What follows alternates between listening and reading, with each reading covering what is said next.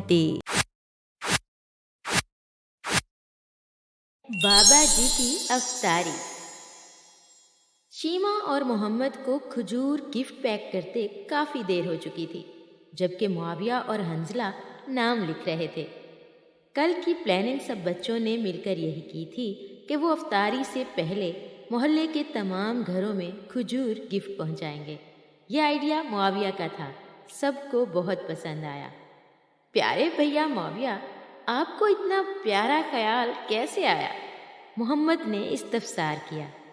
کیونکہ میں نے دادی جان سے ایک حدیث مبارکہ سنی تھی کہ پیارے نبی صلی اللہ علیہ وآلہ وسلم نے فرمایا، جو کوئی کسی روزہ دار کو افطار کرا دے تو اس کو روزہ دار کے برابر ثواب ملے گا اور روزہ دار کے ثواب میں سے کوئی کمی بھی نہیں ہوگی۔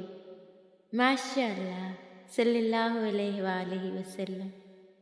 اگلے دن عصر کے بعد ہی سب نے اپنی اپنی ٹرے اٹھائی اور رمضان گفٹ سب گھروں میں پہنچانے لگے۔ افطاری کے وقت میں 15-20 منٹ باقی تھے جب وہ سب تھکے ماندے فارغ ہوئے۔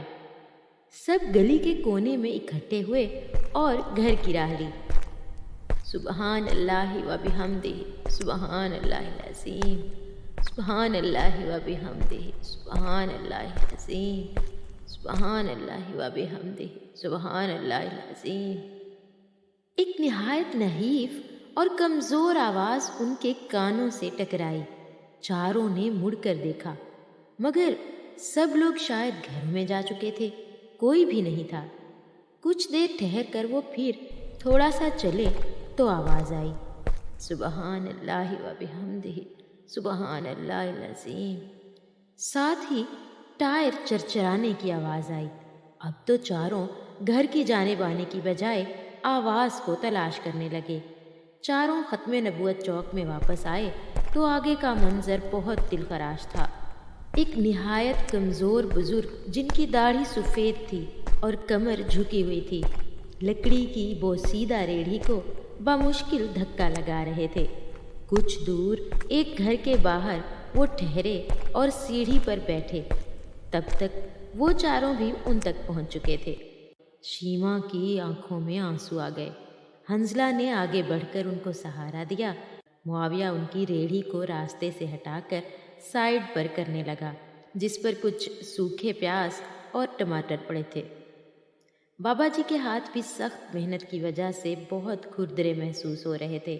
حنظلہ کو دادی جان کا سنایا ہوا وہ واقعہ یاد آ گیا کہ ایک مرتبہ ایک شخص نے پیارے نبی صلی اللہ علیہ وآلہ وسلم کو سلام کیا تو اس کے ہاتھ بہت کھردرے اور سخت تھے۔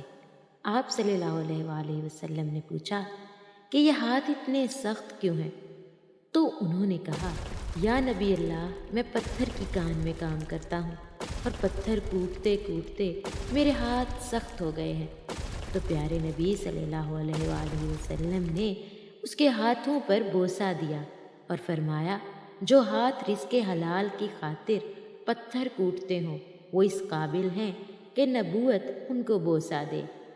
حنظلہ نے بابا جی کا ہاتھ تھام کر انہیں کھڑا کیا اور ہاتھوں پر بوسہ دیا۔ اس کی آنکھوں سے 2 آنسو گرے جو بابا جی کے کپڑوں میں کہیں گم ہو گئے۔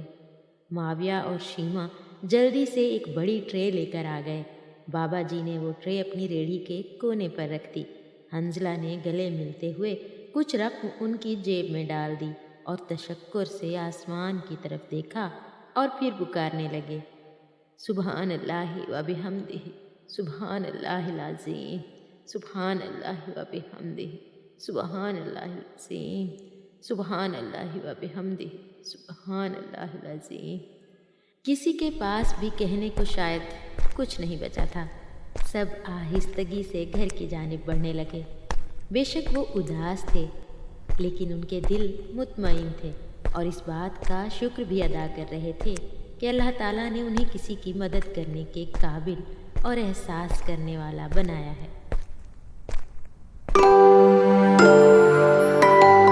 ننھے امتی۔